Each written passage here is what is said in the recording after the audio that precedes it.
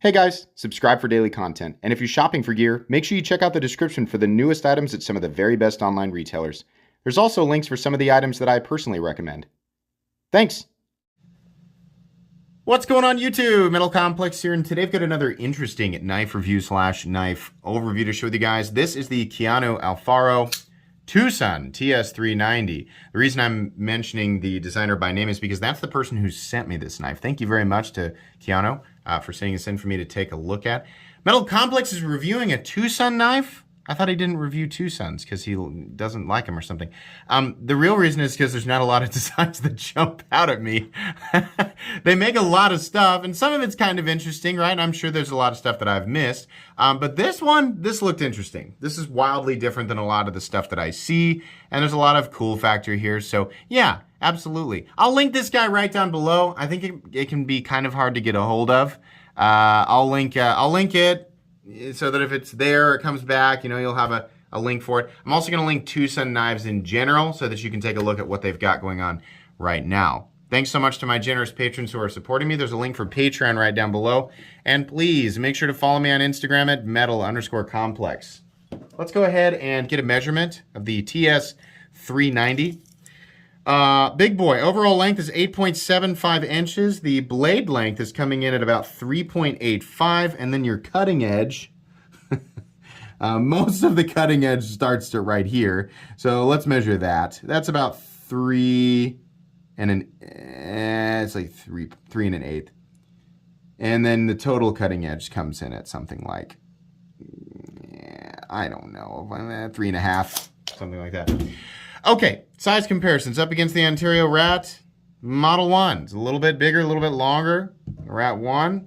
And the Ontario Rat Model 2, definitely a lot larger than the Rat 2. Just a couple more. I don't think we need to do too many here. Up against the Spyderco Para 3. And last but not least, the Benchmade Bug Out. Let's go ahead and do carry profile. But first, action. How's the action? Pretty good. Everything is what I remember from TwoSun. I reviewed a couple of them a few years ago. These have good detents. The quality control, fit and finish, stuff like that is pretty darn good. Doesn't feel like a fall shut knife yet, but I imagine it will be. Everything feels, the way that it should. A lot of people say, it looks like a Grimsmo Norseman. Have you ever handled a Grimsmo Norseman? The only part of this knife that is even close to a Grimsmo Norseman is this area here is not a tip, and then it has a curved area in here. That's it. That's it. No, it's not like the Grimsmo Norseman. That's like saying, the Ontario Rat and the Bug Out are one is copying the other because they're both drop point blades. Somebody also said something about it being a copy of like a Gram Razzle. Gram knives don't own the 90-degree angle. That's also silly. This is a blade that is cool because the end of it is, we've got this, so it's like a slight recurve in here, and then it's not quite a 90-degree angle, but it does have this abrupt angle right here, which is cool and makes for a very utilitarian blade shape in certain settings. Kind of the same way that a chisel is utilitarian, right? This is not chisel ground, but I thought I should point that out. The Grimsmo Norseman thing, that cracked me up. Anyways, let's go ahead and do carry profile. So thickness up against the Spyderco Para 3. You can see here it's definitely thicker. Not insane. We're not talking about Medford thickness or anything like that, but it is definitely a bit thicker. Length and height up against the PM2 and Para 3. This is a long boy. Definitely the same length. In fact, a little bit longer than the PM2. At maximum height, it does approach the same height as a PM2, especially when you include the flipper tab. Yeah, this is pretty tall. It's going to be a fairly cumbersome object in the pocket, depending on, whether or not you're used to that. If you've been carrying smaller knives, you're gonna notice this boy. He's a big boy for sure. Do with that information what you do with that information what you will. It will apply to each of you differently. How about we take a look at the inside of this? You can get my flashlight right down in the description. It is very inexpensive. Great flashlight. Yeah, there is internal milling on both sides, which is great because it would otherwise be quite a bit heavier. I'm still thinking this guy's going to come in at like 5.5 to 6 ounces, and I'm wrong. It's 6.84 ounces. So that is heavier than a full titanium Hinderer XM18, as it should be, right? Because this is a full tie, 8.75 inch knife. It's a big boy. It's not as big as my cold steel, but I know. Calm down. I know. I didn't say it was bigger than your cold steel. But it's a big knife, right? For most people, this is going to be larger than the average sized EDC. So just be aware of it. Let's go ahead and why is that in my one of my bits is in the wrong driver? Okay. Get out my tools. As per usual, my tools are very inexpensive and very recommendable. You can find them right down in the section of my description that talks about the tools I use on this channel. I'm going to guess the pivot is T8. And lockbar insert screw, that's going to be T6. Pocket clip screw down here is a T8. And the body screw on the frame is also going to be a T8. Interesting. They must have this lipped right here, the backspacer, because it can't have just one thing holding it in place. So very minimal hardware though. I don't really care that the lockbar insert screw is a T6 because why would you ever take that out? Well, for maintenance, no, you don't need to take this screw out. Don't give me that. Maintenance does not include removing the lockbar insert unless you've damaged it in some way, in which case you're gonna need to, have some warranty work done on it, which is probably not likely with TwoSun. Anyways, tangents galore. Let's go ahead and do blade stock thickness. That's the next thing we do. Hardware is good. It's minimal hardware. Ease of disassembly is absolutely present. So rest assured, this will be easy to disassemble. Blade stock thickness coming in at, it says 147 thousandths, so somewhat close. I think the PM2 is 140 or 145. So it's right there in between the PM2 and like the ZT0562. It's fine. The blade tapers down to a reasonably thin edge. And given, the idea with the blade here, I think 145 to 150 thousandths is pretty, appropriate. Let's go ahead and move on into the meat and potatoes of this review. So I really like how this looks. There's a lot of crazy TwoSun knives out there, and I know there's a bunch of ones that I really need to check out, and I'm sure you guys will all let me know.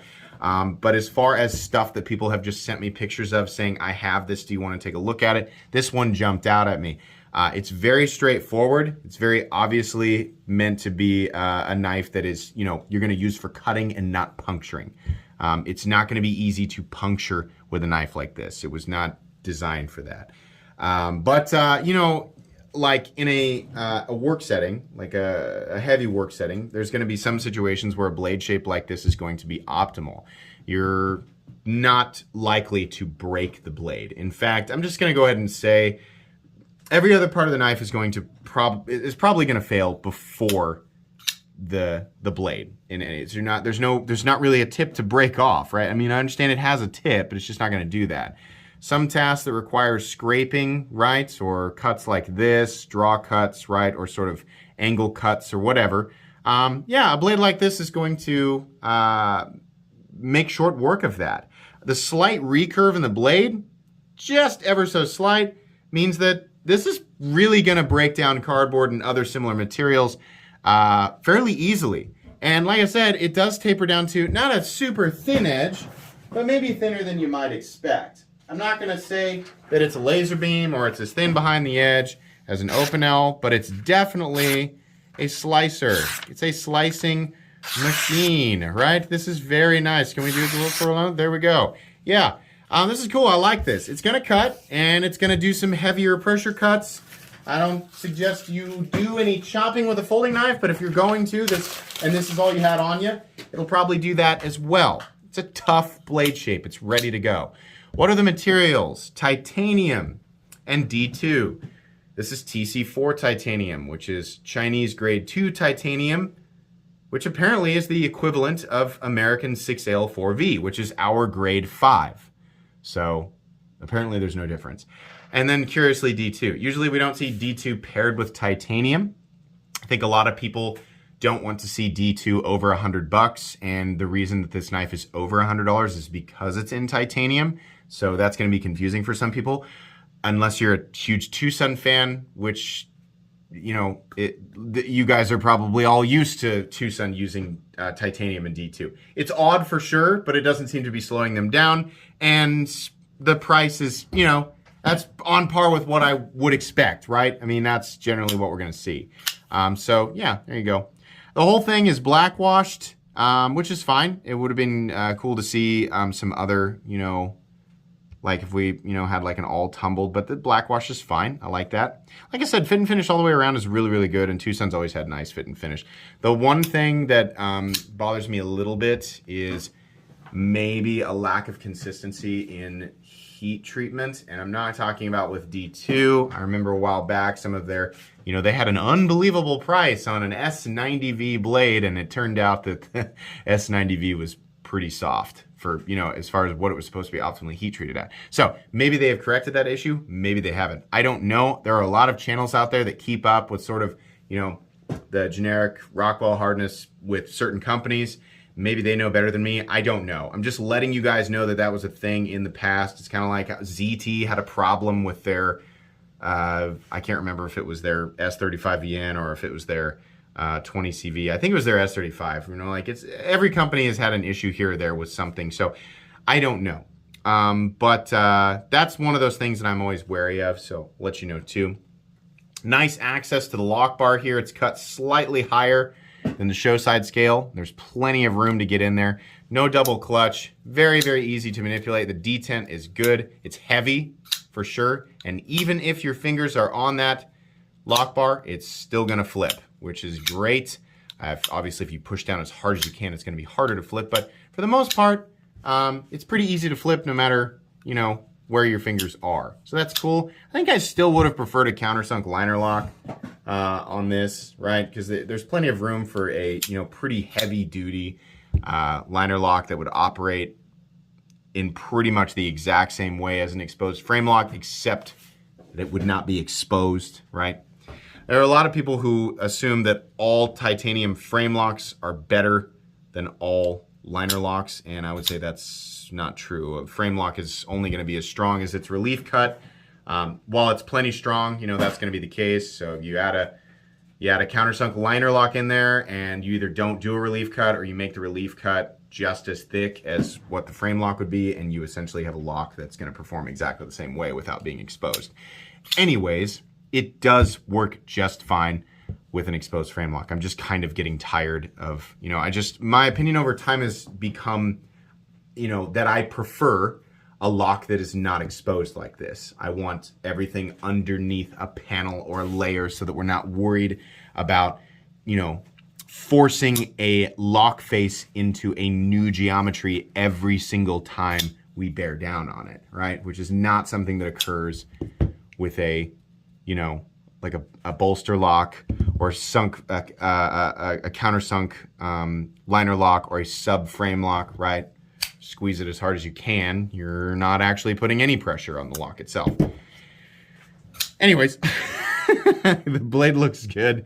Everything is nice and symmetrical on both sides. I just really like this blade shape. I think it's cool. I find myself puncturing things, you know, I spend very little time puncturing things with a blade. I do more stuff like this, like scraping tape off of a surface, right? Or cutting into a package or something like that, right? Or doing slicing cuts or push cuts, right? There's a reason that a lot of utility blades or a lot of tools kind of look like this on a construction site, because this is the, you know, because of the stuff that you generally do, right? Now, if you don't, you know, work in a setting like that, then you're not gonna, you know, need to use something. I know there's people chomping at the bit to type up a long comment about, that's why we use utility knives. Why would we spend $120 on a, you know, a big crazy chisel ground or chisel looking pocket knife when you could spend $5 on a Milwaukee fat? Okay, yeah, that's fine, and you can do that, right?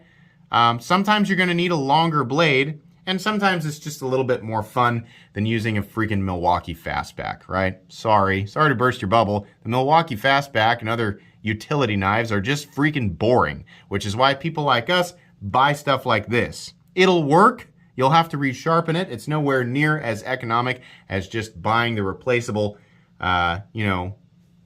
razor blades, right? But sorry, that's boring and this is cool, right? And there is going to be a time and a place for a longer blade, maybe that's shaped like this. Probably not often are you going to find tasks that will call for exactly this, but it is cool. We've got that, right?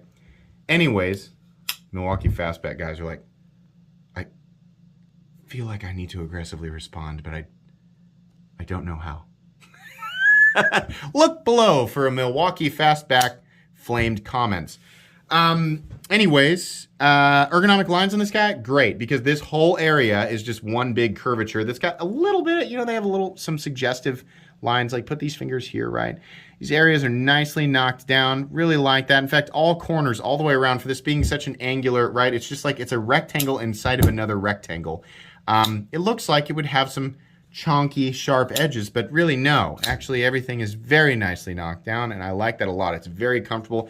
I love that the pocket clip is full 3D milled, and it's actually contoured. All the edges are also knocked down, so it's weird. It's a shape that doesn't really go along with the knife, but it also looks fine, and it's gonna work great too. Good retention, right? I'm not sure why we curved up like this instead of like this, but okay, it comes in and out of the pocket just fine, so I like that. There's a huge lanyard hole. So there you go, lanyard people. Fortunately, it is completely and totally out of the way of the pocket clip, which carries fairly deep. So I like that. I like how it's mounted. I think that looks really, really good. It's nicer than just having it just sit lazily on top of the scale. So I really appreciate that. There's a little backspacer that's flush back here. That looks nice. You cannot touch the blade back here, so you don't have to worry about that. There is a Lockbar insert that doubles as the over travel stop, so that's nice. Something else that I appreciate is that we have jimping right here, and then also another little patch of jimping up here for if you need to, do some fine, detailed or delicate work. I do actually appreciate that. Every now and then I do put my thumb up there, and it's nice, right? I think that that's cool, or just maybe another spot for you to rest your index finger, whatever, right? What have you. That's nice. I'm glad that he put that up there. The stop pin, I believe, yeah, nice big stop pin right there with some shouldering, so that's good. We do not have any blade play up, down, left, or right. Little teeny weeny tiny bit of lock stick, but that'll likely go away over time. No pivot lash whatsoever.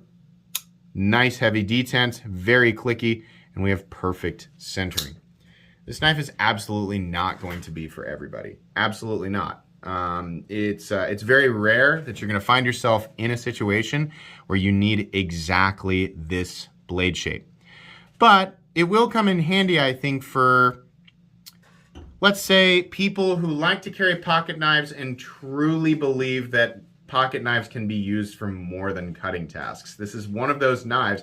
I get on people all the time and I say, your pocket knife is not a pry bar, it's not a screwdriver, it's not a hammer. But well, your grandpa was wrong.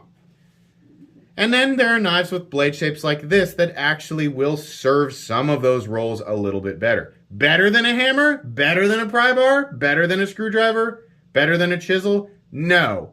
But if this is all you have, it will work better than a traditional pocket knife, right? The blade is big and heavy enough, thick enough, right? The geometry is, a geometry that will allow you to do some of those things a little bit better. So if you're in a pinch, right, and you just want to carry something about this size that's going to do, it's not going to do any of that stuff very well, but it'll do it, right? I guess if you don't mind resharpening your knife all the time, because again, this is D2 steel, which is fine. And keep in mind, it's not stainless. It'll hold an edge and it's plenty tough, right? It won't hold an edge if you're doing a lot of scraping or prying or screwing with the knife. It's not going to do that, right? Or it won't hold an edge there because you're going to be resharpening it all the time, right? But, it's one of those knives that for people like that. Now, if you go out and use this as a serious pry bar, is it going to hold up versus, a regular pry bar? No, absolutely not. This knife will fail at the pivot at some point. I would imagine there is an amount of human force that can be applied to this that will break it or bend something and make the knife inoperable. So, do not buy this knife thinking that it is an indestructible folding pry bar. Don't do that. It doesn't matter if the blade survives. If the pivot fails, you don't have a knife anymore. You just have a bunch of pieces of metal. This is cool, though. Absolutely. And, you know, the first thing that I thought of when I saw the blade shape, I was like, that would be perfect for, like, you know those, when you pull weeds and some of those roots get really thick, and there's nothing more frustrating when you go to pull a weed and you pull and it just breaks, and you can see the bottom, the base of that, the big thick roots basically just smiling up at you going, I'll be back in a week, you know? And it's, you know, this type of blade, it would be nice for kind of digging in and digging around, right? And that's the first thing I thought of. I'm sure actually other blade shapes might be better for that. Or if you just have to kind of push in to something to make a cut like that, and you're, instead of like trying to work the belly into it, this is the type of knife where if you need to sever something this way by pushing into it, you can actually do that with this separate edge up here, which is very thick, but it will absolutely sever something, you know, in a sort of forward thrust. It's got extra thrust damage. I've been playing too much Elden Ring. But anyways, yeah, this is really cool. It's definitely not going to be for everybody, though. If you like how this, excuse me, if you like how this looks and you can find it, right? 120 bucks is not a bad price for what you're getting here. I think there should be a less expensive version of it. I would love to see exactly this in, you know, G10 with a liner lock at like, you know, 60 or 70 bucks or something like that. I think that'd be really cool. And I think also some people might, for whatever reason, like a version of it with some more premium steel.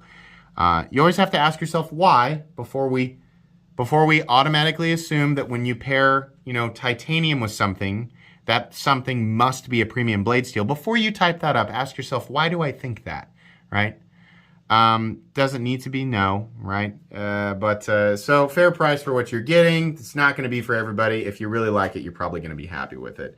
Not going to go in my most recommended knives playlist, but I think the people who do pick this up will really like it. Anyways, thanks so much to Keanu for sending this in. This is a knife that I will likely give away in a live stream. I do that a lot. So if you like knife content, you like the idea of possibly winning a free knife, subscribe, because that's all we do here. Please make sure to follow me on Instagram at metal_complex. If you enjoyed this video, leave a like. If you'd like to check out my other content, I do, of course, have lots of videos of knives that are either expensive or inexpensive that I do or don't like, so check those out. And if you enjoy all my content, go ahead and click on that Metal Complex logo right there and subscribe, because there's definitely more coming. Thanks again for watching, everybody, and have a great day.